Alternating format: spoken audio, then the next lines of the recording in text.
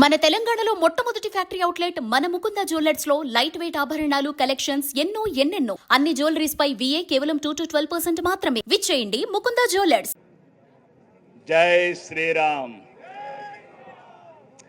ఈరోజు మహాధర్ణ కార్యక్రమానికి విచ్చేసిన పెద్దలు సభాధ్యక్షులు రామచంద్రరావు అన్న గారికి మరియు మురళీధర్ అన్న గారికి, అందరి పేరు చదవాలంటే లేట్ అవుతుంది కాబట్టి వేదిక మీద ఉన్న పెద్దలందరికీ మరియు వేదిక ముందున్న భారతీయ జనతా పార్టీ సైన్యానికి అందరికీ నా యొక్క నమస్కారాలు.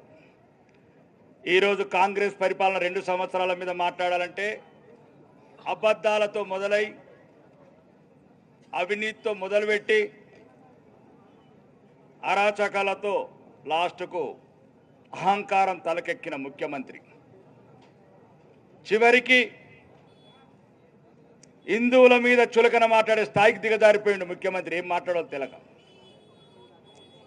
అవినీతి, లక్షల కోట్ల అవినీతి సొమ్ము చేసుకుంటా, భవిష్యత్ తరాలకు చెందాల్సిన భూములను అమ్ముకుంటా, రోజుకు 2,000 కోట్ల రూపాయల భూములు అమ్ముకుంటా, భవిష్యత్ తరాలకు ఉండాల్సిన భూములను నమ్ముకుంటున్న ఈ ప్రభుత్వాన్ని ఈ వేదిక మీద నుంచి ఒకటే అడుగుతున్నాను ముఖ్యమంత్రిని. రేవంత్ రెడ్డి గారు భవిష్యత్ తరాలకు హాస్పిటల్ కట్టాలంటే భూములు ఎక్కడి నుంచి తీసుకొస్తారు?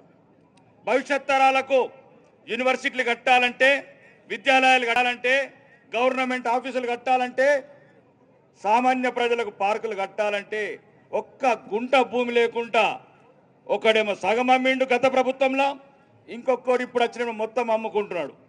ఒక్కసారి రాష్ట్రానికి చెందిన ప్రజలు, ఈ రాష్ట్రంలో ఉన్న యువత ఆలోచించాల్సిన సమయం ఆసన్నమైంది.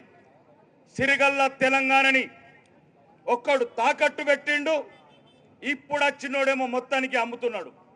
1,000 కోట్లు. ఇది నిలదీయాల్సిన అవసరం వచ్చింది. ఇంకా నిన్ను అంటాడు ముఖ్యమంత్రి, ఇందిరమ్మ చీరలు కట్టుకొని ఓటేయండి.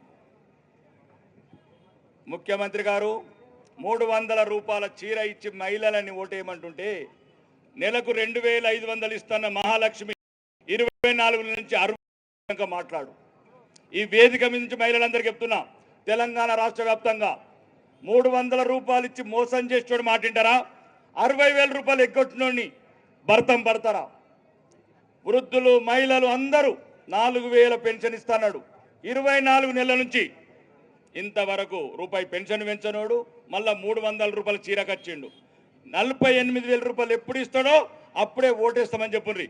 అప్పటి వరకు ఈ దుర్మార్గమైన కాంగ్రెస్ ప్రభుత్వానికి గుణపాఠం చెప్పాలంటే, ఈ స్థానిక సంస్థలల్లో సరైన సమాధానం చెప్పాలంటే, ఈ దుర్మార్గం ప్రభుత్వానికి మనం చెంపపెట్టి చేయాలంటే భారతీయ జనతా పార్టీ అభ్యర్థులను గెలిపించండి అన్న. పోరాటం ఒక్కటి రామచంద్ర గారు చివరి చెప్తాను, ఇంకా చాలా పెద్దలు మాట్లాడాల్సింది అన్న. తెలంగాణలో కూడా ఫార్మాట్ మార్చాల్సి వచ్చిందన్న.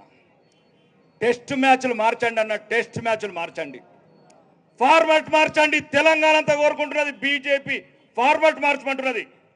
ఎట్లయితే బీహార్లో కొట్టినాం, ఎట్లయితే హర్యానాలో కొట్టినాం, ఎట్లయితే మహారాష్ట్రలో కొట్టినాం, అడుగుని అడుగుతున్నారు అన్న తెలంగాణ ప్రజలు. మీ నాయకత్వంలో నాయకులు ఎవరైనా ఫార్మాట్ మార్చండి.